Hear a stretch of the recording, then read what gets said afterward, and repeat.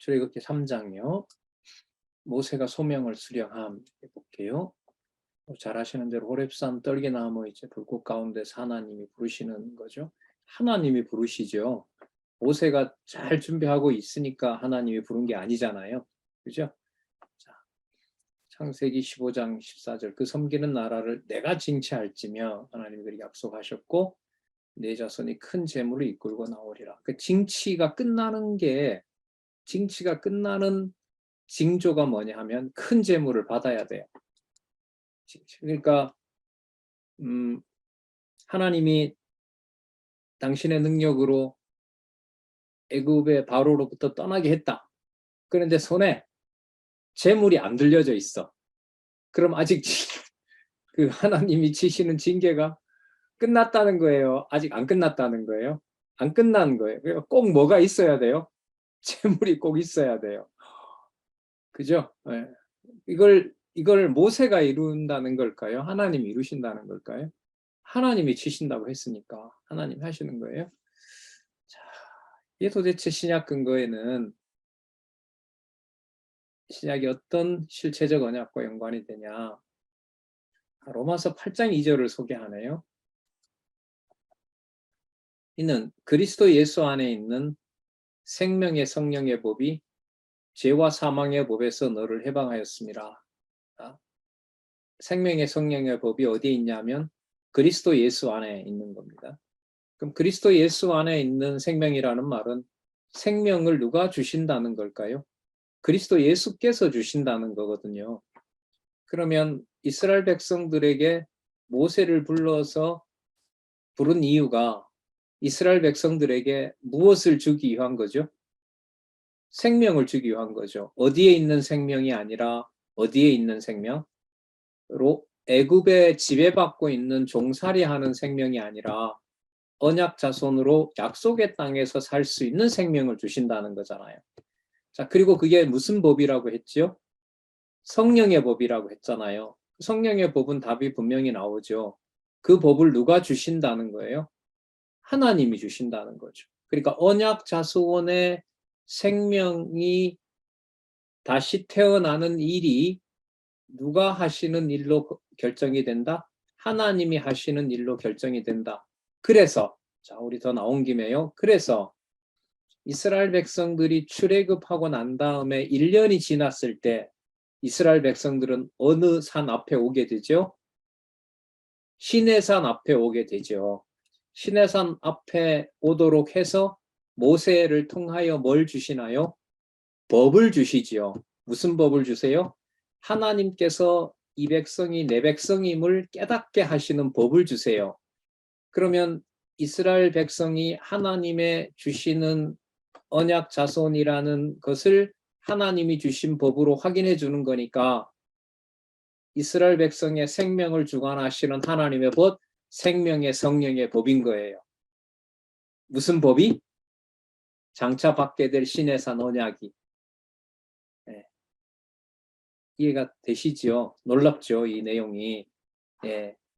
누구 안에 있는? 그리스도 안에 있는, 여호와 안에 있는, 여호와의 약속 안에 있는 바로의 생명이, 바로가 지배하는 생명이 아니라 가나안 땅에 가서 살 백성을 만드신 여호와의 생명이 주관하는, 그리고 누가 만드신? 성령의 법, 여호와가 만드신 법. 그게 바로 그리스도 예수 안에 있는 생명의 성령의 법으로 나중에 교회의 양육의 확고한 토대가 되는 겁니다. 한 구절도 이렇게 모세가 소명을 수령한다는 3장하고도 연관이 된다. 그죠? 신기하다. 안 신기하세요? 신기하잖아요. 이렇게 한 구절 속에 들어있는 중요한 개념들이 이렇게 전체를 열어 보여주니까요. 자, 표징과 소명 수행 385페이지. 표징과 소명을 수행함. 창세기 15장 14절. 내가 징치한다. 꼭 큰 재물을 받고 나온다. 자, 표징과 소명 수행은 모세를 부르는 거거든요.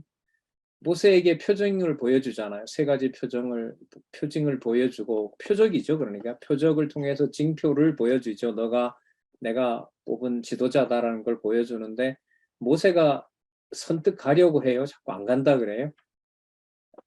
안 가려고 하잖아요. 가지 않으려고 하잖아요. 예, 그런데 하나님께서 보내버리는 거죠. 그야말로. 자, 그러니까 그 백성을 그 이끌 지도자를 모세가 어떤 준비를 하지도 않았는데 모세가 안 갈 수 없게 가지 않을 수 없도록 하나님께서 하시잖아요. 그럼 여기에 신약 근거를 무엇을 들까? 신약에 무엇이 이루어지는 내용으로 잡을까? 좀 두근거리는데요. 마태복음 1장 21절을 소개하고 있네요. 아들을 낳으리니 이름을 예수라 하라.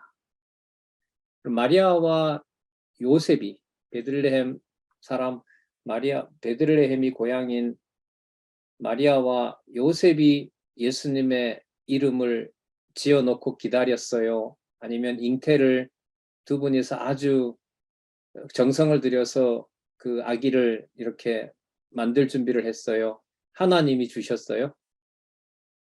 하나님이 주셨잖아요. 그러면 그것이 모세를 지도자로 보내는 것을 모세가 했습니까? 전적으로 하나님이 하셨습니까? 하나님이 하셨죠. 그게 똑같잖아요, 이게.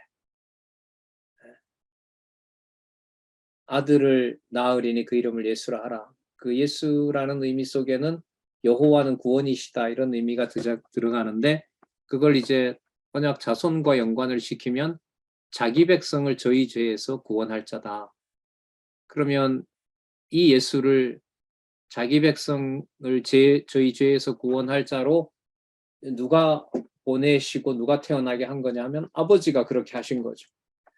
그러니까 전적으로 모세를 누가 준비하신 것처럼 여호와께서 준비하신 것처럼 장차 구속주로 올 메시아를 누가 준비하신다? 하나님이 준비하신다.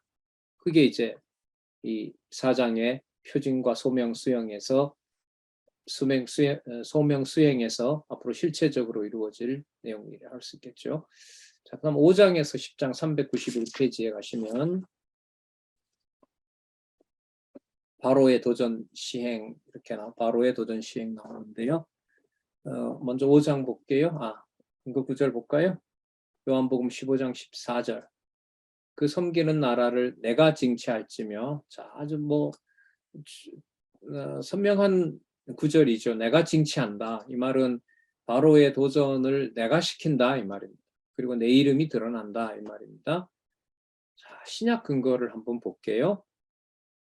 요한복음 18장 1절에서부터 11절 요거는 좀 짧게 이렇게 하고 있어요. 그 요한복음 18장의 개론 제목이 뭐냐면 붙들려서 순환이 시작됨 이렇게 나오거든요. 그런데 우리가 지난번 7월에 저자와의 대화를 통해서도 살펴봤지만은 그 성경의 근거 구절이 들어올 때 몇 장 몇 절 작은 부분이라 하더라도 개론 구조의 의미가 반영이 돼야 돼요? 무시해도 돼요? 반영을 해야 된다고 우리가 확인했잖아요. 자, 그러면 18장이 붙들려서 순환이 시작되는 거지만 잘 들어보세요. 붙들려서 순환이 시작되는 거지만 누구에게로 가시는 내용 속에 있죠, 이게? 귀천이잖아요. 아버지께로 가시는 것 속에 있단 말이죠. 왜? 그분의 본성이 인성이 아니라 무엇이니까? 신성이니까. 아버지께로 가신다라는 내용에 초점을 맞추고 있는 거예요. 자, 그러면 18장 1절에서부터 11절이 뭐가 나오냐면 개론 요약에 보면은요. 붙잡으려고 온 군대와 하속들에게 자신의 신분을 드러냅니다. 여러분, 모세가 아까 애굽에 가고 싶어 했다 그랬어요? 가고 싶지 않다고 했어요? 가지 않으려고 한다는 거잖아요. 그런데 누가 보내죠? 하나님이 보내서 누구 앞에 세우죠? 바로 앞에 세우시잖아요. 아론과 함께. 자, 그러면 그리스도가 자신이 이 지상에서 더 많은 일을 하고 싶어도 자기 마음대로 이 세상에 더 있을 수가 있을까요? 없을까요? 더 있을 수가 없어요. 하늘로 가셔야 된단 말이에요. 자, 그 가시는 과정에 지금 여기서 바로에게 도전하는 과정에 많은 그 환란들이 백성에게도 따르고 이제 모세도 이제 일이 빨리 진척이 안 되니까 왔다 갔다 하는 거 아니에요? 자, 그 도전 과정을 이제 하나님께서 모세로 하여금 깨닫게 하고 그 일을 하나님이 해 가신다는 사실을 깨닫게 합니다. 그래서 그 5장과 10장에 나타나는 바로 시행에 도전 시행에 보면 여호와께서라고 하는 주어가 상당히 많이 나옵니다. 여호와 존재와 관계가 된다는 거죠. 자, 그러면 18장 1절에서부터 11절 붙잡으려고 온 군대와 하속들에게 자신의 신분을 드러내는 이 내용을 좀 보면은요. 그리스도가 자신을 여기서 몇 번을 드러내냐 하면 2번을 드러내요. 2번을 드러내거든요.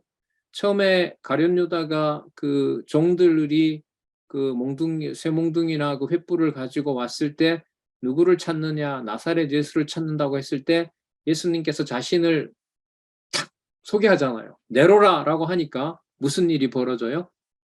그 병사들이 전부 뒤로 나자빠져요. 다 땅에 쓰러진다는 말이죠. 그건 당신이 붙잡히는 신분이다, 아니다. 아니다. 아니다. 그러니까 누구의 본성을 가진 분이다. 하나님의 본성을 가진 분이다라는 것을 첫 번째 내로라 하고 하면서 자신의 능력을 탁 보여주는 거죠. 그런데 예수님이 도망치세요. 2번째 또 묻잖아요. 정말 너희들이 누구를 찾느냐? 나사렛 예수다. 나다. 이러니까 그때 가룟 유다가 데리고 온 그 군사들이, 그 종들이, 대제사장의 그 군인들이 예수님을 결박하는 거죠. 자, 그럼 여기에서요. 2번째 예수님을 결박하는 그것이 예수님께서 당신이 능력이 없어서 그런 것일까요? 아버지께로 가는 과정을 지금 그런 일을 아버지께서 정하신 일을, 자, 요한복음의 용어를 쓰겠습니다. 아버지께 영광이 되는, 자신을 통하여 영광 받으시는 아버지의 일을 하나님의 이름으로 하고 계시는 걸까요? 후자란 말이에요. 후자란 말이에요. 그러면 뭐하고 맞아요? 처음에 네로라라고 얘기했을 때 그 땅에 전부 다 쓰러져 버리는, 쓰러지게 만드는 그 능력.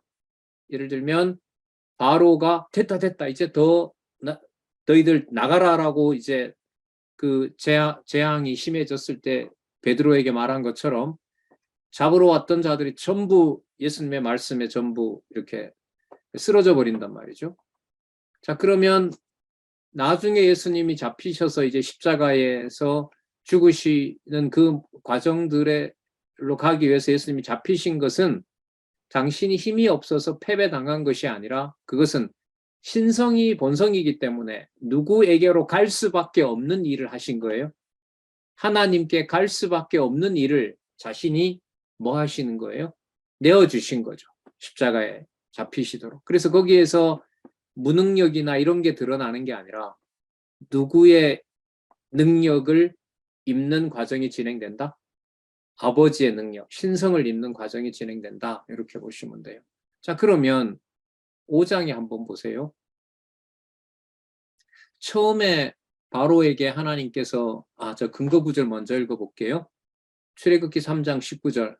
내가 아노니 강한 손으로 치기 전에는 애굽 왕이 너희가 가도록 허락하지 않는다. 그러면 처음에 그 모세가 이스라엘 백성, 바로에게 가서 이스라엘 백성을 보내달라고 했을 때 하나님께서 강한 손으로 치기 전에는 허락하지 않는다라고 하니까 결국은 그게 9번이었습니다만, 10번이었습니다만은 하나님께서 강한 손으로 친다는 것이 먼저 따라오고 그 다음에 뭐가 드러나야 되냐면 애굽 왕이 가는 일이, 보내주는 일이 이제 일어나야 되는 거란 말이죠. 그리고 5장 제목을 보시면 도전에 뭐 하냐면 실패하게 하세요. 실패하게 하는 이유가 어디에 있냐면 10번에 걸쳐서 하나님께서 계속해서 뭘 보여주시냐 하면 당신의 표적을 보여주신단 말이죠. 그러니까 당신이 가진 능력이 어떻다, 강하다라는 것을, 강한 손으로 친다는 것을 보여주시는 것이 바로 그 모세에게 계속해서 이제 표적을 보여주는 거란 말이죠. 자, 그리고 백성들은 오히려 원망을 하게 되고요. 여러분, 예수님이 아버지께로 간다고 했을 때 그걸 깨닫지 못한 제자들이 예수님 보고 빨리 가시라고 했어요? 가시지 말라고 했어요? 가시지 말라는 거잖아요. 불안해하고 어디로 간다 그러니까 불안해하고 두려워하고 그랬단 말이죠. 자, 그런 것처럼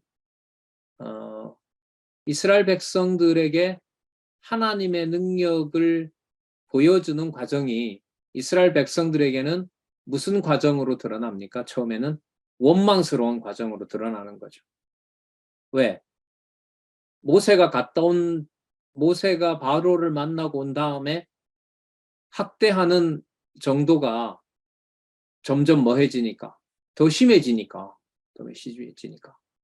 그러니까 아버지께 가는 일이 엄청나게 좋은 일이고 가서 성령까지 보내주시니까 얼마나 그리스도가 가는 게 좋아요. 하지만 그 과정을 깨닫지 못하게 되니까 선생님이 사라진다라고 하는 거에 대해서 제자들은 어떻게 합니까? 되게 불안해하는 거죠. 똑같은 상황이죠, 이게. 자, 하지만 6장에서부터 7장 13절 397페이지에 가면 모세의 승리를 언약하는 내용이 나타납니다. 창세기 15장 14절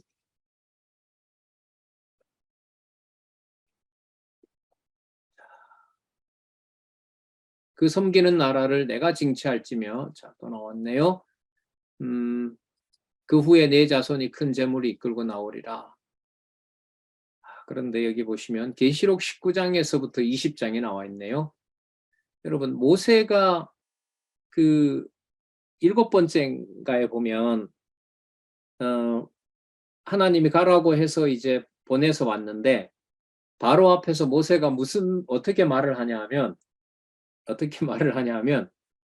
내가 지금 말을 하는데 이런 재앙이 내린다. 그 7번째가 메뚜기 재앙인가요? 그 티끌 재앙인가요? 7번째가 모르겠네요. 그 재앙을 내리는데 이 재앙을 내림에도 불구하고 너희들이 바로가 이스라엘 백성들을 내보내지 않는다. 이 말을 해요. 모세가. 왜 그러냐 하면 누가 죽어야 이스라엘 백성들이 출애굽한다는 걸 알아요? 모세가? 장자가 죽어야 되거든요. 그러니까 지금 임하는 재앙이 장자가 죽는 재앙이 아니에요. 그 장자 재앙이 아직도 오지 않았는데 왜 하나님은 다시 가서 그 재앙을 내리도록 하느냐? 하나님께서 이 도전을 하심으로 이스라엘 백성들에게 하나님 여호와의 존재를 알게 하시는 거죠. 그러니까 목적이 가나안에 가는 거라면 빨리 하루라도 나가는 게 좋아요. 그런데 10번에 걸쳐서 그 도전을 하도록 하시는 그 모든 과정을 놓고 보면 누구 이름을 계속해서 그 마음에다가 영혼에다가 새겨주는 거죠. 여호와의 이름을 새겨주는 과정인 거예요. 그러니까 목적이 시련에서 벗어나는 것이 아니라 여호와를 깨닫게 한다는 데 목적이 있는 거죠. 자, 이게 계시록 19장부터 20장까지 내용을 보면은요, 제가 제목을 보니까 만왕의 왕 주의 승리거든요. 19장 1절에서부터 16절은 승리에 대한 찬양이 나오고요. 이때 승리에 대한 찬양은 어디서 부르는 거냐 하면 하늘에서 부르는 거예요, 이게. 하늘에서. 자, 그리고 19장 17절에서부터 20절을 가만히 보면은요, 제가 한번 읽어볼게요. 천사가 새를 불러 패배자들의 시체를 먹을 걸 명령하고요. 백마 탄 자가 대적을 죽여 새들로 먹게 한다는 게 나오고요. 여러분, 이거 굉장히 무서운 상황이죠. 그죠? 새들이 시체를 막 뜯어먹는 이런 일들이 벌어져요. 여기는 물론 이제 대적들의 잔해를 처리하는 거긴 하지만 그 다음에 보면 20장 1절에서부터 3절에 보면 옛뱀을 1000년 동안 무저갱에 던진 다음 1000년 후에 어떻게 한다? 놓아준다는 내용이 나와요. 그러면 누가 1000년 왕국 이후에 지배한다는 거죠? 옛뱀이 지배하는 거예요. 그리고 20장 4절에서부터 6절 보면 목 베이고 표받지 않는 자는 왕노릇한다고 알려주고요. 그런데 또다시 1000년이 차면 옛뱀이 놓여 서로 싸우게 할 것을 알려줘요. 그럼 옛뱀이 놓여 싸우게 되면 1000년 동안 생육하고 변성한 자들이 어떻게 될까요? 다 다시 종로로 타는 거예요. 종로로 탑니다. 그리고 11절에서부터 15절에 보면 책들과 생명책이 기록된 대로 심판을 받게 된다고 하는데 여러분 이게 뭐하고 똑같아요? 하나님의 능력과 표적을 10번째 재앙이 있을 때까지 보이면 보일수록 바로가 점점 순종해 가요. 바로가 점점 악해져 가요. 강팍해져 가요. 강팍해져 가잖아요. 그러면 여호와께서 그 바로로 하여금 계속해서 재앙을 더하면서 뭐 하게 한다는 말이죠? 강팍해 한다는 거죠. 천년 왕국을 통해서 타락했던 왕국을 하나님께서 회복하시는데 회복하는 것으로 완성하시면 좋은데 회복한 나라를 바로에게 계속해서 맡기듯이 회복한 나라를 누구에게 맡긴다고요? 옛뱀에게 다시 맡기는 거예요. 그런데 그 과정이 계시록 19장에서부터 20장까지 제목에 나와 있는 것처럼 패배가 아니라 만왕의 왕 주의 뭐라는 거예요? 승리라는 거예요. 그러면 바로에게 도전했던 그 과정이 단지 시련을 당하는 패배 과정일까요? 승리해 가는 과정일까요? 승리해 가는 과정입니다. 자, 그럼 승리는 목적이 그 싸움에서 이기는 것에 있는 것인가 아니면 여호와의 이름을 찬양하는 것이 승리인가? 어느 거예요? 후자인 거죠. 후자인 거예요. 이게 여러분 이 성경 내용 따라 확인해 갈 수가 있는 겁니다. 자, 그래서 약속한 대로 7장 8절에서부터 10장까지 어홉재앙으로 도전을 하게 하세요. 자, 출애굽기 4장 21절 한번 볼게요. 여호와께서 모세에게 이르시되 네가 애굽으로 돌아가거든. 내가 404페이지죠. 404페이지.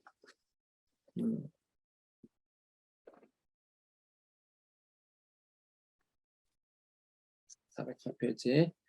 여호와께서 모세에게 이르시되 네가 애굽으로 돌아가거든 내가 내 손에 준 이적을 바로 앞에 행하라. 그 다음에 보세요. 뭐라 그래요? 그러나 내가 그의 마음을 강팍해 한즉 그가 백성을 놓지 아니하리라. 놓지 않는다라고 얘기를 합니다.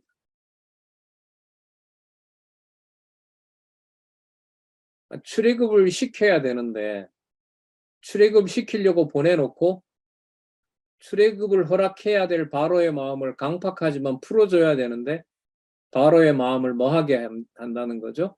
강팍해 한다는 거잖아요. 그리고 그가 백성을 놓지 않는다고 얘기를 합니다. 물론 여기에는 이제 다른 전제가 있죠. 뭐 할 때까지 장자를 죽이는 무서운 그 재앙을 주실 때까지 백성을 놓지 않는다는 거예요. 그러니까 9번에 걸쳐서 10번 재앙이 임할 때까지 계속해서 이 바로가 뭐 하게 된다는 겁니까? 재앙을 내리면 내릴수록 강팍해진다는 거죠. 그리고 백성을 놓지 않게 되고 마지막 재앙이 있을 때 나가게 된다는 겁니다.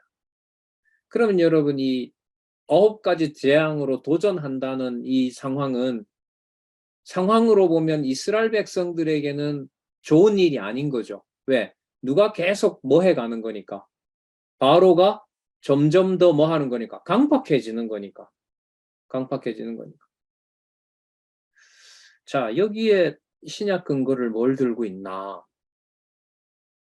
자, 계시록이 크게 4절로 되어 있는데 3절이 뭐냐면요. 주의 진노와 심판이에요. 주의 진노와 심판. 하나님의 진노와 심판 내용이 지금 기록이 되어 있는데, 예언되고 있는데 8장과 9장은 지나가 버린 진노에 대한 겁니다. 그 다음에 10장에서부터 11장은 남아있는 진노예요. 남아있는 진노. 그러니까 우리 기준으로 보면 10장과 11장은 다 이루어졌습니다. 사실 다 이루어진 거고요. 그 다음에 이제 12에서 13장에 보면 하늘 및 땅에서의 이적이 일어나는데 여기 이제 재밌는 내용이 나와요. 하늘에 있는 그 옛 뱀을 하나님께서 지상으로 내어 쫓아버려요. 그러면 지상으로 내어 쫓긴 이 뱀이 가만히 있느냐? 아니에요. 누구를 더 괴롭혀요? 지상에 있는 교회를 더 괴롭혀요. 그러니까 뭘 했는데 무슨 일이 벌어져요? 모세하고 바로 경우하고 한번 시켜볼게요.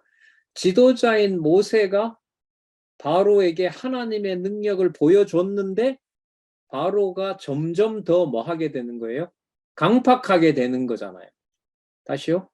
모세를 통하여 바로에게 하나님의 능력을 더 무서운 그 하나님의 진노를 보이는 만큼 바로가 순응하는 것이 아니라 바로가 어떻게 된다고요? 점점 강팍해지는 거예요.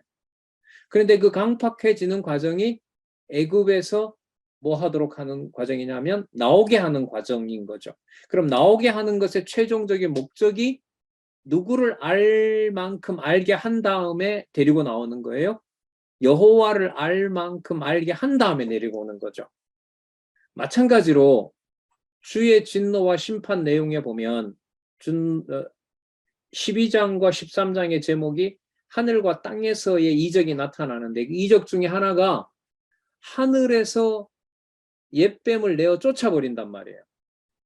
내어 쫓아버리면은 우리가 생각할 때는 모세가 바로에게 그 재앙을 내리면 바로가 점점 자기가 뜻을 굽히고 모세의 말을 듣도록 해야 되는 것이 우리가 생각하는 방식인데 그렇지 않고 강팍하게 되는 거란 말이죠. 그런 것처럼 하늘에서 옛뱀을 내어 쫓았는데 쫓겨났으니까 지상에 가서도 꿈쩍거리지 말아야 된단 말이죠. 악행을 더 이상 하면 안 된단 말이에요. 그런데 쫓긴 그 옛뱀이 뭘 더 괴롭혀요? 하나님의 교회를 더 괴롭혀요.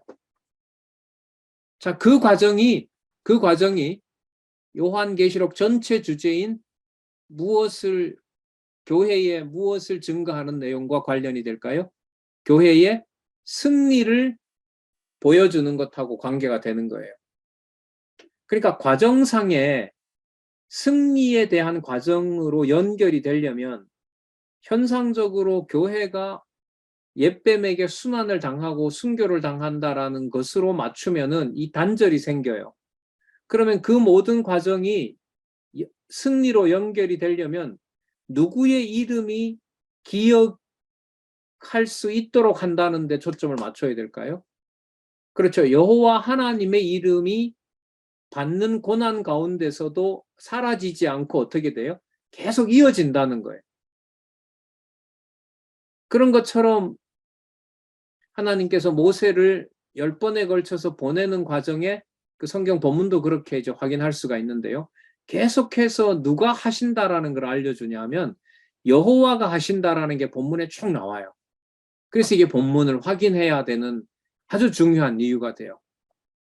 아니면은 그냥 막연해져 버리는 거고 그러면 이거는 나한테 이렇게 구체적으로 어떤 사건들이 떠오를 수가 없는 거예요. 그래서 본문을 꼭 확인해 봐야 되는 거죠. 지금 이 경우 한번 보세요. 제가 그런 의도로 말씀을 드렸는데 전달이 된지 모르겠습니다만은 꼭 확인해 주셨으면 좋겠어요. 7장 8절에서부터 10장까지 9가지 재앙으로 도전하는 그 과정이 이스라엘 백성들이 뭐 하는 과정이다? 바로가 강팍해짐으로 점점 뭐 당하는 것이다? 더욱 괴롭힘과 시련을 당하는 것이다. 주의 진노와 심판이라고 계시록 8장에서부터 16장까지 나와 있는데 주의 진노와 심판인데 쫓겨난 옛뱀이 심판을 받았는데 누구를 더 괴롭히게 된다? 주의 몸된 교회를 더 괴롭히게 된다. 그러면 그게 진노라고 할 수 있느냐?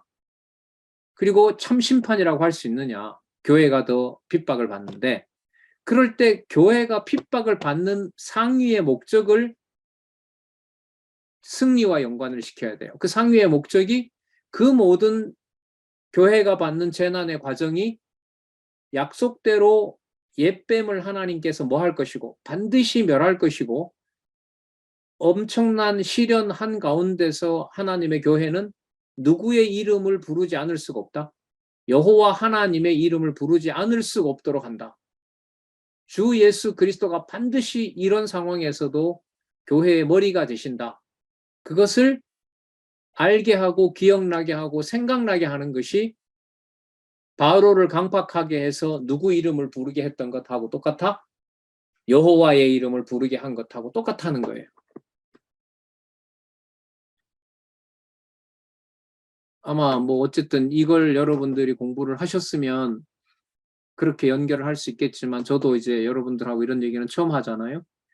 어업재앙으로 도전하는 이 내용이 계시록에 나타난 주의 진노와 심판하고 연결이 되는지 8장, 9장, 10장, 11장, 12장, 13장, 14장, 15장, 16장 적지 않는 내용이죠.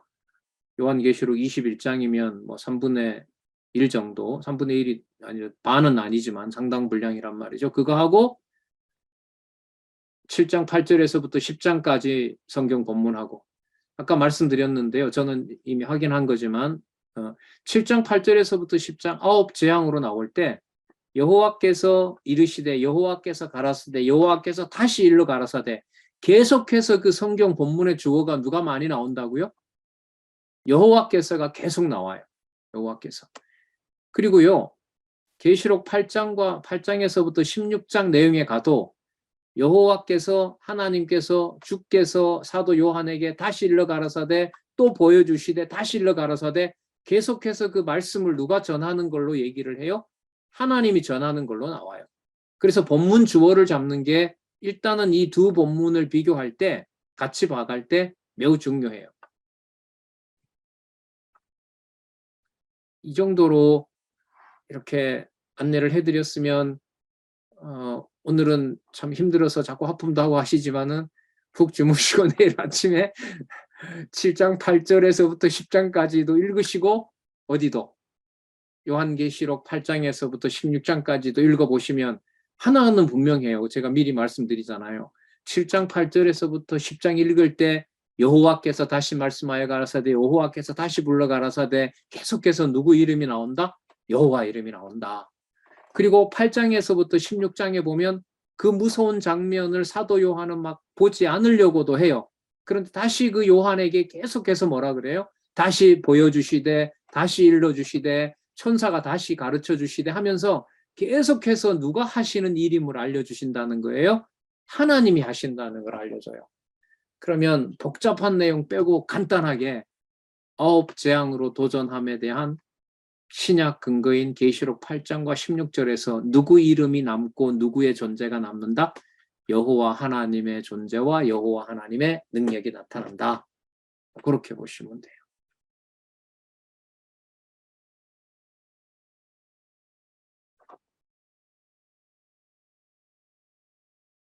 아까 7번째가 아마 메뚜기 재앙일 거예요. 거기 10장 1절에서부터 20절에 가면 아마 이게 나올 거예요. 우박과 불이겠네요. 우박과 불에서 이제 그 내용이 나오는 겁니다.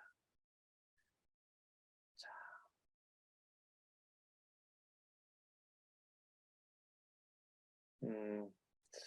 글쎄요. 여러분 앞으로 한 15분 남았는데 여러분들 그 질문을 좀 들어보고 제가 설명을 좀 더 해야 될 부분이 있으면 나머지 시간은 좀 그렇게 한번 좀 보내보도록 할게요. 음소거를 한번 다 해제하시고 오늘 이해가 막 전혀 안 되는 부분 이런 부분들에 대해서는 여러분들의 좀 더 좀 피곤하시더라도 질문을 해주시면 좋겠습니다. 각자 음소거를 할 수 있도록 되어 있는 것 같은데 한번 해보실래요?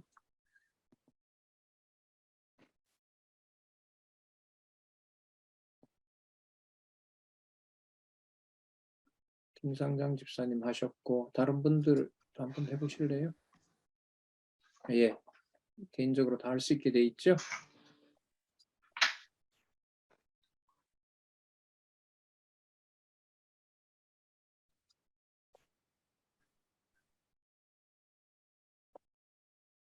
모니터 하단 좌측에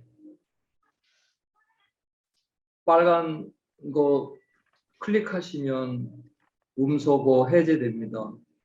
네, 장장로님 안내해 주셨는데요. 한번 눌러들 보세요. 왼쪽 하단에 음소거 해제 빨간 줄 간 걸 누르면 다 됐네요. 자,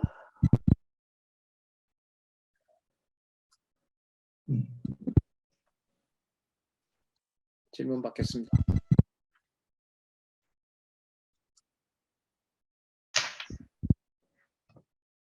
부담스럽죠? 출애굽기 1장에서부터 10장까지 내용을 편안하게 모세 사건은 잘 아는 내용이다라고 하면 좋은데 사도행전 1장 12절부터 요한계시록까지를 다 넣어서 소개를 하고 있고 또 그 의미 분석 성경 개론 구조대로 그 부분을 이해해야 되고 인물들은 다르지만 상황은 다르지만 그 의미의 동일한 점을 찾아내야 되고 뭐 이거는 단지 이렇게 뭐 듣는 이런 걸로는 되는 게 아니겠죠. 확인하는 이게 꼭 필요한 것 같아요. 질문이 없는데 꼭 질문을 받아야 될 이유는 없고요. 없으시면 좀 오늘 일찍 마치도록 하겠습니다.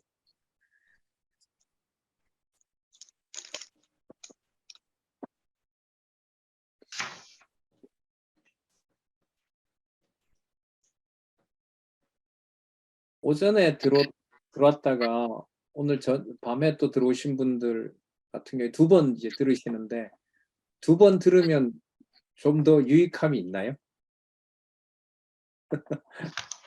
김상장 집사님? 질문자가 없으니까 이 집사님 또 얘기하시잖아요.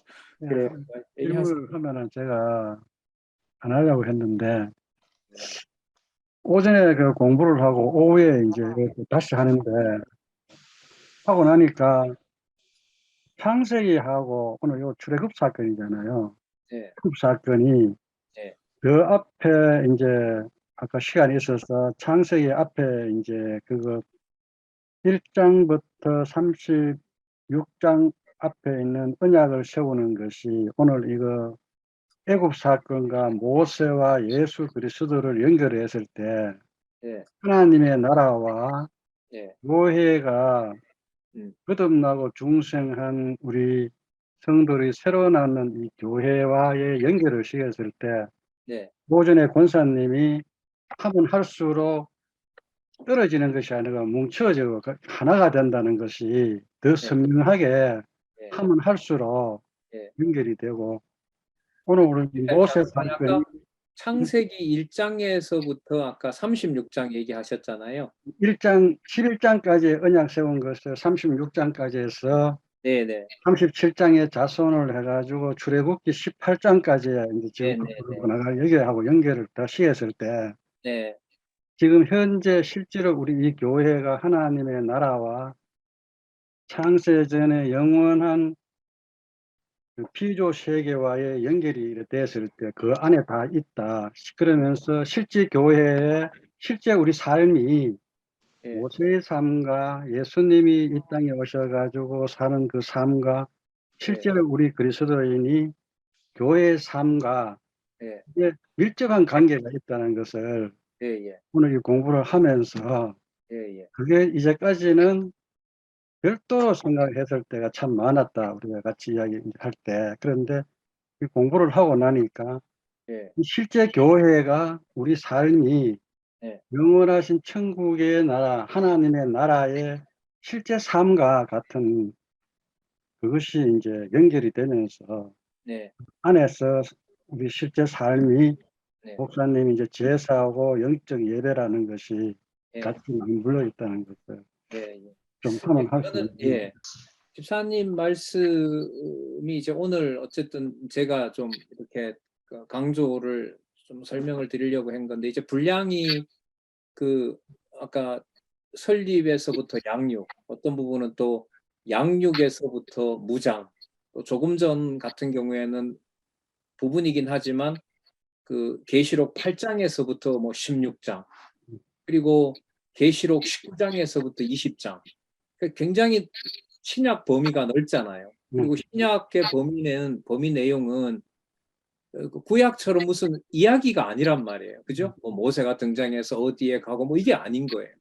뭐 기껏 해봤자 어디에 있는 누구에게 편지를 쓴다 이거고 나머지는 다 논리적인 거고 그 개론의 구조의 의미는 철저히 어떻게 보면 신학적 의미들이 이렇게 단계를 지어져 있잖아요. 그죠? 뭐 교회 설립, 교회 창립, 그다음에 교회 양육, 그다음에 무장은 교회 진리, 생활, 체제, 아까 또 승리 같은 경우에는 뭐 한 부분이긴 하지만 제3절에 해당하는 주의 진노와 심판, 그리고 아까 19장과 20절은 교회의 승리 이런 부분이 나와 있는데 오늘 이제 이걸 좀 연결을 시키려고 했던 게 출애굽기 예를 들면 5장에서부터 출애굽기 7장 14절부터 10장까지는 9가지 재앙, 11장에 가면 이제 10재앙이 나오니까요. 어쨌든 10가지 재앙은 우리가 잘 알잖아요. 언제 누가 뭘 했는지 모세가 첫 번째 재앙 뭐 하고 이거는 이야기로 보면 굉장히 선명해요. 그죠?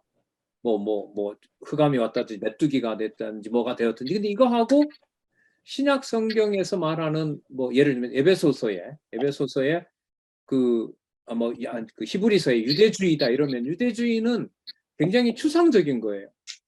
그렇잖아요. 메뚜기가 등장하고 뭐 그 먼지 그 메뚜기 강물이 피로 변하고 물고기가 썩고 이런 사건하고는 히브리서 내용에 나타난 것하고는 이거는 좀 안 맞는 거예요.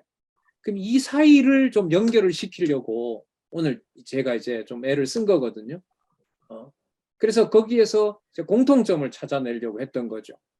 그래서 아까 말씀드린 것 중에 아까 집사님이 창세기 1장에서부터 36장까지 보면 인류 시조와 맺은 언약 그러면 아담과 한 거 나오죠. 구체적이잖아요. 그죠? 노아와 맺은 거 나오고 그 다음에 또 보세요. 아브라함과 맺은 거 나오죠. 그 다음 이삭과 맺은 거 나오죠.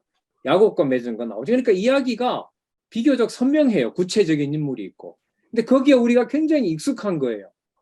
그런데 히브리서 같은 경우에 들어가서 보면 일단 히브리서에 뭐 아브라함의 언약, 모세의 언약 이런 게 안 나오고 제목이 어떻게 딱 달려 있어요?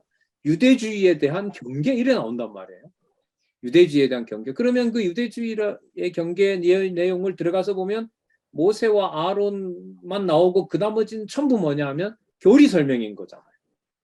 그러다 보니까 아주 구체적으로 보이는 역사적 사건과 유대주의가 연결이 돼서 아까 집사님은 이제 그게 우리 생활에서까지 설명이 되려면 교리적인 것까지 설명이 되고 따라서 우리 내 생활이 내 신앙생활이 성령께서 주관하시는 내 신앙생활이 그리스도를 믿음의 주로 놓지 않으려고 하는 이 본성에 대해서 하나님께서 믿음의 주가 그리스도라는 것을 깨닫게 하시는 거구나.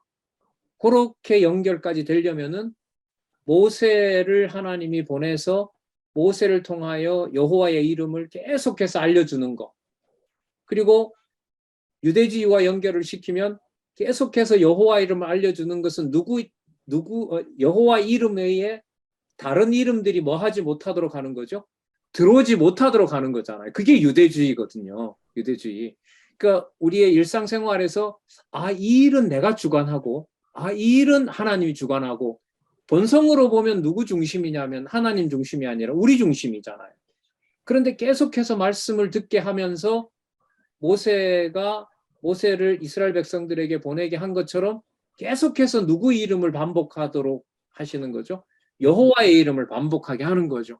그럼 그 모세에게 바로를 계속해서 보내면서 시련을 당하게 하는 것과 여러분들과 제 삶에서 말씀이 없으면 계속해서 내가 주인이 되려고 하는 것과 그걸 하나님께서 계속해서 어떻게 해요? 말씀을 깨닫게 하시면서 누구의 이름을 기억나게 하는 것으로 인도해 간다는 거죠. 하나님의 이름을 기억나게 한다는 거죠. 그래서 이게 저는 할 때도 지금도 그렇지만 여러분들이 참여가 지금 뭐 오전에 이제 집사님 들으시고 확인했다고 하셨는데 이제 그게 되느냐 안 되느냐에 따라서 큰 차이가 있을 것 같아요. 큰 차이가 있을 것 같아요. 그러니까 오늘 나왔던 이 본문을 실제로 그렇게 한번 읽어볼 수 있는 건지. 근데 교수님, 예, 예. 지금 이제 구약하고 지금 이제 사도행전은 교회 설립하고 연결을 시켰는데 예, 예. 모세의 구체적으로는 모세 사건하고 이 모세 사건을 중간에 들어왔을 때 저는 오늘 저녁에 공부를 하면서 이게 마태복음 복음서하고도 또 연결이 된다. 아까 이거 모세가 왕으로 살다가 광야로 가면서 낮아져서 다시 높아지는 이 사건이 예수님에 오셔가지고 이 직임과 신분과 사역과 본성에 또 제가 그렇게 이야기해도 되는지 모르겠는데 똑같이 모형과 그림자로 이렇게 보이는 것이 이게 맞게 설명이 되는지는 아까 분명히 뭐가 나왔냐면 마가복음 6장에서부터 그 10장 10장까지 나왔잖아요. 이게 신분 중에서도 무슨 신분이냐면 낮은 신분이죠. 낮은 신분과 이제 근데 그 낮은 신분이 단지 모세를 낮추는 것만 의미하는 게 아니죠. 그렇죠. 왜냐하면 출애굽 그 사건이 모세 소명하는 주어가 끝나는 것이 아니라 그 이후에 보면 자손의 생육과 뭐가 있어요? 도전이 있는 거잖아요. 그러니까 모세만 해당하는 것이 아니라 누구하고도 관계가 되죠? 자손하고도 관계가 되는 거죠. 그러니까 그 자손이 언약 자손이지만 하나님께서는 바로에게 계속해서 뭐 하게 합니까? 9번의 시련은 곧 강팍해지는 거잖아요. 그러니까 백성이 계속해서 뭐 하도록 해요? 낮아지게 하는 거죠. 결과적으로 그걸 가면서 심판을 하려고 그렇죠. 낮아지게 하면서 성경 본문을 확인해 달라는 거예요. 실제로 본문에 가서 재앙을 주는 과정에 보면 성경 그 내용에 보면 계속해서 여호와께서 또 일러 가라사대 하면서 본문에 기록된 내용의 주어가 누가 나와요? 여호와가 나온다는 거죠. 이 일이 이제 우리가 확인할 내용이라는 겁니다. 예. 당연히 기독론하고 관계되죠. 앞부분에 나타난 예수의 성취하고 관계가 되죠. 그 얘기하면 또 길어지니까 얘기를 안 했는데 다음에 또 나오게 되면 또 할 수 있을 것 같아요. 좀 사실 쉽진 않아요. 지금 이게 지금 아까 집사님이 잘 말씀해 주셨는데 모세 사건은 모세 사건대로 우리는 지금 이렇게 알고 있고 그리고 유대주의는 유대주의대로 되고 있는데 이걸 모세 사건과 유대주의를 같이 연결을 시켜버리고 유대주의와 세속주의와 적그리스도가 지금 연결이 되거든요. 예. 이걸 어떤 설명 없이 그냥 근거라고 딱 제시해주고 간단하게 한 줄만 써놨기 때문에 이 세 번째 단락 공부가 쉽지는 않아요, 사실. 예. 예. 저는 일단은 소개하고 어느 방향만 잡지 이걸 만약에 실제로 이제 연구를 한다면 이거는 뭐 한 사건마다 수십 페이지씩 증명을 해야 되는 정도로 그래서 좀 답답하시더라도요. 성경 본문 바탕과 성경 본문끼리의 연결 거기에 일단 초점을 좀 맞춰서 공부를 하셨으면 좋겠어요. 예. 혹시 다른 분 말씀하실 분 계세요? 예, 권사님. 교수님, 예. 이 바로의 도전 시행 있잖아요. 5장부터 10장 네네네. 할 때에 그 도전 실패에서 근거가 도전 지금 출애굽, 도전 시행에서 도전 시행에서 양쪽 가로 1번이 도전의 실패에 대한 원망이잖아요. 네네. 그것이 출애굽기 3장 19절하고 네. 계시록의 17장 6절인데 이거를 좀 빼고 설명 안 하신 것 같은데, 안 했네, 이거. 예, 안 권사님이 하세요. 했는데요. 권사님이 아, 하세요. 근데 빨리. 제가 보니까 예. 지금 이 구약도 연결되지만 이 근거도 연결된다 그러셨잖아요. 예. 그 이제 도전 실패에서는 계시록 17장 6절이 신약 근거고, 예. 그다음에 6장에 가서 모세의 승리가 나와요. 예. 예. 모세 승리에서는 근거가 어디냐면 계시록 19장서부터 20장이잖아요. 네네네. 그럼 실패의 신약 근거와 예. 승리의 신약 근거가 이렇게 딱 연결이 되잖아요. 예. 네네. 예. 근데 근거 구절의 연결도 그렇게 되고요. 이왕 네, 나온 거니까 짧게 좀 말씀드릴게요. 맞아, 이 설명 안 했네요. 네, 그 3장 19절은 반복됐으니까요. 내가 하노니 강한 손으로 치기 전에는 애굽 왕이 너희가 가도록 허락하지 아니한다고 했고요. 네, 계시록 17장도 이게 내용은 아주 그 교회가 패배하는 내용이에요. 그죠? 그렇죠. 그 여자가 이게 음녀잖아요. 네, 음녀가 성도들의 피와 예수의 증인들의 피에 취했으니까 예, 교회를 진짜 이 세속주의를 넘어서 적그리스도가 되어가지고 예, 성도들의 피를 먹는 거잖아요. 그죠? 예, 그리고 내가 그 여자를 보고 놀랍게 여기고 크게 놀랐다는 말은 이게 무슨 뜻이냐면 바로 모세의 경우로 보면 야, 이렇게 보여줬는데도 예, 바로가 저렇게 강팍하냐. 예, 마찬가지로 이렇게 하나님께서 교회를 아끼시는데 어떻게 저렇게 음녀에게 교회를 맡기나.